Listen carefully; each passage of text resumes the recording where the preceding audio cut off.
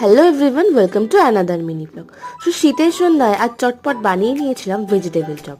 তো তার জন্য একটা পাত্রে নিয়ে নিয়েছি গাজর, বিট, কিছুটা আদা কুচি আর লঙ্কা কুচি, আর নিয়েছিলাম 2-3টে আলু সেদ্ধ করে মেখে। তারপর একটা কড়াইয়ে কিছুটা পরিমাণ তেল নিয়ে তেলটা গরম হলে তার মধ্যে 5 ফোড়ন আর আদা কুচি আর লঙ্কা কুচি দিয়ে ভালো করে নেড়ে নিতে হবে। আমি 5 ফোড়নটা পরে অ্যাড করেছিলাম। তারপর একে একে গ্রেট করা বিট আর গাজর দিয়ে দিলাম।